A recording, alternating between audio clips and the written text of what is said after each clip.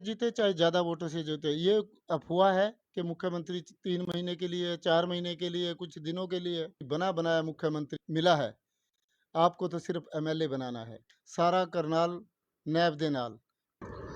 नायब सिंह सैनी हरियाणा के मुख्यमंत्री करनाल से विधानसभा का उपचुनाव लड़ रहे हैं, लेकिन काफी लोग उनकी कमान संभाले हुए हैं। कोई पर्दे के पीछे है, कोई मैदान में है, लेकिन ऐसे शख्स हमारे साथ हैं बातचीत करने के लिए जो पर्दे के पीछे और मैदान में रहकर मुख्यमंत्री नायब सिंह सैनी के चुनाव की कमान संभाले हुए हैं। नाम है गुलाब सिंह सैनी।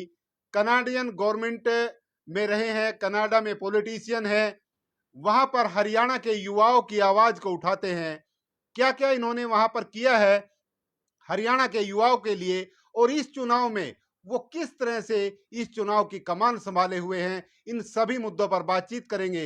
लेकिन सबसे पहले आपको एक बात बता दें कि आज चुनाव प्रचार का आखिरी दिन है। आज शाम को ये चुनाव प्रचार थम जाएगा। उससे पहले गुलाब सिंह सैनी जी, आपका स्वागत है। क्या कहना चाहेंगे, इस चुनाव को आप किस तरह से देख रहे हैं? कनाडा में किस तरह से चुनाव लड़ा जाता है और हरियाणा में कैसे उसको आप अलग तरीके से देख पा रहे हैं, थोड़ा सा बताएं। देखो, ये चुनाव तो पूरी दुनिया में एक जैसे होते हैं और राजनीति भी दुनिया में एक जैसी ही होती है। लेकिन जो कनाडा और इंडिया का चुनाव है, उसमें फ़र्क यही होता है कि कनाडा में जब कैंडिडेट आता है तो उसको नॉमिनेशन के तहत वो कैंडिडेट आता है। यहाँ पे सीधी पार्टी टिकट दे देती है। और सिर्फ यही फ़र्क है, बाकी तो जो वोट मांगने का ढंग है या लोगों को कन्विंस करने का ढंग है वही सेम ही है। जी, मेरा थोड़ा सवाल ये भी था कि आप मैदान में और पर्दे के पीछे दोनों तरीके से कमान संभाले हुए हैं, तो इस चुनाव में कैसे देखते हैं, ये चुनाव किस ओर जा रहा है? देखो, 4 तारीख को मैं करनाल में आया था पहली बार, और 5 तारीख को मैंने एक मीटिंग रखी थी, meet and greet with friends. मेरी सोच यही थी कि पहले मैं अपने जितने भी मित्र हैं करनाल के, उनको इकट्ठा करूं। और जब मैंने उनको मैसेज भेजा कि मीट एंड ग्रीट है सभी के साथ, तो हज़ारों की संख्या में मेरे दोस्त करनाल के आसपास के और करनाल के लोग वहाँ पे पहुँचे, जिनके साथ मैं 35-40 साल से जुड़ा हुआ हूँ। और वहीं से हमने एक प्लान बनाई, उनसे एडवाइस ली, कैसे हम आगे बढ़ सकते हैं, कैसे इसमें सक्सेस मिलेगी, क्या काम हमें करने चाहिए, मुख्यमंत्री जी को क्या एडवाइस करनी चाहिए, वो सारी बातें हम सोच विचार करके ही आगे बढ़े हैं। जी, आपको क्या लगता है, क्योंकि आप अलग-अलग जगहों पर जा रहे हैं, पब्लिक मीटिंग भी कर रहे हैं, लोगों से बातचीत भी कर रहे हैं, 4 जून को जब रिजल्ट आएगा, तो आप इस रिजल्ट को कैसे देखते हैं? आपको क्या लगता है? रिजल्ट तो आ चुका है, क्योंकि यहाँ का इलेक्शन जो है वो वन साइडेड इलेक्शन है। आप देखोगे कि अपोजिशन में कोई एक पिलर बता दो मुझे कि अपोजिशन का वो पिलर के साथ खड़ा है। मैंने एक भी लगे हुए हैं, सारा नैब दे नाल, वो वहीं से है। वो जो स्लोगान निकला है, वो सारे हमारे करनाल वासियों ने मिलके दिया है। और इसीलिए जो रिज़ल्ट है वो वन साइडेड है, और नैब सिंह भारी मतों से, जो पिछला रिकॉर्ड है मनोहर लाल जी का, वो रिकॉर्ड टूटेगा और इसमें कोई शक नहीं है। जी। साथियों, मुख्यमंत्री जिस तरह से कल नायब सिंह सैनी एक प्रचार चुनावी सभा थी, प्रचार कर रहे थे, वहां पर सीधे तौर पर उन्होंने कहा कि गुलाब सिंह सैनी मेरे चुनाव की लगातार कमान संभालते रहे हैं, चाहे वो विधायक का चुनाव हो, चाहे सांसद का चुनाव हो, और अब करनाल में विधानसभा का उपचुनाव, वो लगातार मेरे चुनाव की कमान संभालते हैं, और मुझे पता भी नहीं चलता कि वो किस तरह से अपनी चुनावी रणनीति बनाते हैं। तो इस तरह की बातें जब मुख्यमंत्री कहते हैं, तो आपको कैसा महसूस होता है? नहीं, देखो, करनाल के जो लोग हैं, कम से कम 1000 जो यहाँ के बच्चे हैं, वो मेरे साथ वहाँ पे रहते हैं। उनकी पूरी ताकत प्लस हमारे वहाँ पे हरियाणा स्पोर्ट्स एंड कल्चर एक 30 साल पुराना क्लब है, और उसमें 90% जो लोग हैं वो करनाल से ही हैं। उन सब की ताकत प्लस, जब मैं कुरुक्षेत्र यूनिवर्सिटी में रहता था तो स्टूडेंट पॉलिटिक्स भी किया करता था। तो उसमें भी करनाल के जितने भी छात्र, जितने भी स्टूडेंट कुरुक्षेत्र यूनिवर्सिटी में रहते थे, वो भी मेरे साथ पढ़ते थे। उनकी ताकत प्लस मैं स्पोर्ट्समैन भी रहा हूँ। उसकी ताकत, क्योंकि मैं उस टाइम भी बहुत फ़ेमस था और लोग मुझे पहचानते थे स्पोर्ट्स की वज़ह से। तो ये सारी ताकतें मिलके एकदम ये संभव हुआ है कि इतने लोग एकदम एक साथ आए हैं। जी। मुख्यमंत्री की बात करें तो मुख्यमंत्री पूरे हरियाणा में प्रचार कर रहे हैं। करनाल में हालाँकि वो समय काफ़ी देते हैं, लेकिन आज जिस तरह से दक्षिण हरियाणा में उनकी रैली थी और भी कई-कई जगहों पर वो जा रहे हैं। मुख्यमंत्री रहे मनोहर लाल के लिए भी वो प्रचार लगातार कर रहे हैं। तो किस तरह से देख पा रहे हैं करनाल की जनता का रुख आपको कैसा लग रहा है? और जिस तरह से आपने पहले भी कहा कि मुख्यमंत्री रहे मनोहर लाल का रिकॉर्ड टूटने वाला है, तो आप क्या उम्मीद करते हैं कितनी वोटों से जीतने वाले हैं? देखो, मैंने 100 से ज़्यादा मीटिंग और प्रोग्राम्स जो हैं करनाल में किए हैं, और उनमें से एक बात निकल के आई है, जो करनाल के लोग हैं वो बहुत समझदार हैं। और करनाल का नाम, वैसे भी हरियाणा का जब नाम आता है तो करनाल अछूता नहीं रहता। करनाल एक स्मार्ट सिटी है और यहाँ के लोग का जो भाईचारा, लोगों का भाईचारा, वो मेरे ख्याल में हरियाणा में नंबर 1 है। यहाँ पे कोई कास्ट क्रीड का कोई मुद्दा नहीं है, कोई ऊँच-नीच का मुद्दा नहीं है, लोग बहुत एक मिलनसार हैं।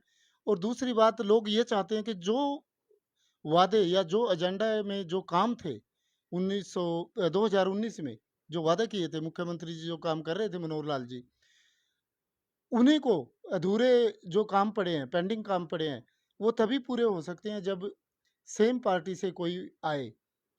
जैसे नैब सिंह जी अगर आएँगे तो जैसे बाईपास है या एयरपोर्ट का काम है या और भी काफ़ी प्रोजेक्ट है जो अभी पेंडिंग है, वो तभी पूरे हो सकते हैं जब बीजेपी से ही मुख्यमंत्री बने। जी। विपक्ष के लोग जब लोगों के पास जाते हैं, अपनी जनसभाएँ करते हैं, तो सीधे तौर पर एक आरोप लगाते हैं कि ये नायब सिंह सैनी तो सिर्फ़ 4 महीने के लिए यहाँ पर आए हैं। वो अगली बार जब चुनाव लड़ेंगे तो दूसरी किसी विधानसभा में चले जाएँगे, अपनी विधानसभा में चले जाएँगे। तो करनाल के लोगों के लिए आपका क्या संदेश रहने वाला है? नंबर 1 तो करनाल के लोग मुख्यमंत्री को कहीं जाने नहीं देंगे। वो इतनी भारी मतों से जिताएँगे कि मुख्यमंत्री जी सोच नहीं सकते। और चाहे कम वोटों से जीते, चाहे ज़्यादा वोटों से जीते, ये अफ़वाह है कि मुख्यमंत्री 3 महीने के लिए, 4 महीने के लिए, कुछ दिनों के लिए, मुख्यमंत्री जी यहीं रहेंगे और यहीं से अगला चुनाव भी लड़ेंगे। जी। तो ये पूरी तरह से आप इनकी जो बातें कही जा रही हैं, उन पे पूरी तरह से विराम लगा रहे हैं। तो एक बार फिर मैं आपसे जानना चाहूँगा, मेरा शुरू में भी आपसे एक सवाल था कि हरियाणा के युवाओं के लिए वहाँ आप काफ़ी लड़ाई लड़ते हैं क्योंकि जिस तरह से नए-नए बच्चे स्टूडेंट के तौर पर वहाँ जाते हैं, उनको काफ़ी समस्याओं का सामना करना पड़ता है। तो उनके लिए भी आप कोई मदद का कोई ज़रिया वहाँ पर बनते हैं? हमेशा ही हरियाणा के बच्चों के लिए मेरा घर का जो दरवाज़ा है, वो खुला होता है। मेरे पास कोई 2 दिन, कोई 4 दिन, कोई 10 दिन ठहरता भी है। मैंने स्पेशल अरेंजमेंट भी किया हुआ है स्टूडेंट्स के लिए वहाँ पे। और दूसरी बात ये है कि मैं हरियाणा का अकेला वहाँ पॉलिटिशियन हूँ, या सोशल वर्कर भी कह सकते हो आप दूसरी भाषा में, वो भी हूँ। और मेरा दायित्व भी बनता है और मेरे कंधों पे बहुत ज़िम्मेवारी है कि अगर मैं इनकी हेल्प नहीं करूँगा तो कौन करेगा? तो इसलिए भी सभी जो स्टूडेंट जाते हैं, उनका मैं बहुत ख़्याल रखता हूँ और उनकी मदद भी करता हूँ। दूसरा, अगर 2 साल पहले की बात करें तो हरियाणा का कोई भी स्पोर्ट्समैन, जैसे कबड्डी के बारे में मैं बात कर रहा हूँ। कबड्डी प्लेयर, हमारे 31वाँ वर्ल्ड कबड्डी कप अब 1 जून से शुरू हो रहा है। उ 2 साल पहले की बात करें तो कोई भी कबड्डी प्लेयर हरियाणा का कनाडा की धरती पे नहीं खेलता था। मैंने उन जो हमारे कबड्डी के प्लेयर हैं हरियाणा वाले, मैं पहली बार 2 साल पहले 10 प्लेयर को कनाडा में लेके गया। और मेरा क्लब जो ब्रैम्पटन यूनाइटेड स्पोर्ट्स क्लब है कनाडा में, उसके अंदर जो दुनिया का सबसे बेहतरीन प्लेयर है, सिल्लू बलारा, सिल्लू भाऊ अकबरपुरिया भी उसे कहते हैं, वो मेरे ही क्लब में खेलता है। चाहे रवि देवरा हो, चाहे सुमित हो, विनय खत्री हो, ये सारे चोटी के प्लेयर आज कनाडा की धरती पे अपना जोर दिखाते हैं और हरियाणा को प्रमोट करते हैं। जब ये खेलते हैं तो हरियाणा का नाम एकदम इनके साथ जुड़ता है और वो हरियाणा का के लिए बहुत कुछ कर रहे हैं। जी। दूसरी तीसरी बात, जब मुख्यमंत्री पिछले साल गए थे, इन्होंने कहा था हरियाणा को स्पोर्ट्स एंड कल्चर के माध्यम से आप सपोर्ट करो और प्रमोट करो। स्पोर्ट्स के माध्यम से तो मैंने प्रमोट कर दिया, लेकिन अब बता रहा हूँ कि 12, 13 और 14 3 दिन हरियाणा का वहाँ पे बहुत बड़ा प्रोग्राम होने जा रहा है जिसके अंदर मासूम शर्मा, अमित रोहतकिया, प्रांजल दहिया और हमारे चोटी के कलाकार और भी मेरी जो बहनें हैं, तो वो भी हरियाणा कल्चर, हरियाणा का गीत, हरियाणा का संगीत वहाँ पे प्रमोट करेंगे। और आप अपने यूट्यूब के माध्यम से या फिर सोशल मीडिया के माध्यम से वो सारी चीज़ें देखोगे। जी। अ, आखिरी सवाल कि करनाल की जनता के लिए गुलाब सिंह सैनी का क्या संदेश रहने वाला है? मैं करनाल की जनता को एक ही संदेश दूंगा कि आपको तो मुख्यमंत्री बना बनाया मुख्यमंत्री मिला है, आपको तो सिर्फ एमएलए बनाना है। और अगर आप अपनी सिटी को कंटिन्यू सीएम सिटी करना चाहते हो तो आने वाले 25 तारीख को मनोहर लाल जी के रूप में चुन के मोदी जी के हाथ मजबूत करो और एमएलए के रूप में चुन के हमारे मुख्यमंत्री जी को चंडीगढ़ भेजो। बहुत-बहुत धन्यवाद। गुलाब सिंह सैनी हमसे बातचीत कर रहे थे और सीधे तौर पर चाहे वो कनाडा की बात हो, कनाडा में हरियाणा के युवा जिस तरह से वहां पर जाते हैं उनकी मदद की बात हो, या फिर हरियाणा से प्रेम करने वाले, क्योंकि कनाडा में रहते हैं लेकिन दिल जो है वो हरियाणा में बसता है और नायब सिंह सैनी के लिए प्रचार करते हैं, चाहे उनका पिछला चुनाव रहा हो, चाहे अब का चुनाव रहा हो, चुनाव की कमान संभालते हैं और सीधे तौर पर कह रहे हैं कि उनकी जीत सुनिश्चित रहने वाली है और करनाल की जनता से अपील भी की है कि उन्हें सिर्फ विधायक चुनना है, प्रदेश का मुख्यमंत्री वो इस समय है। तो अभी सभी साथियों से गुजारिश रहेगी, इस खबर पर आप कमेंट करें, लाइक करें और शेयर करें। विश्वपाल राणा, नमस्ते भारत न्यूज के लिए, करनाल।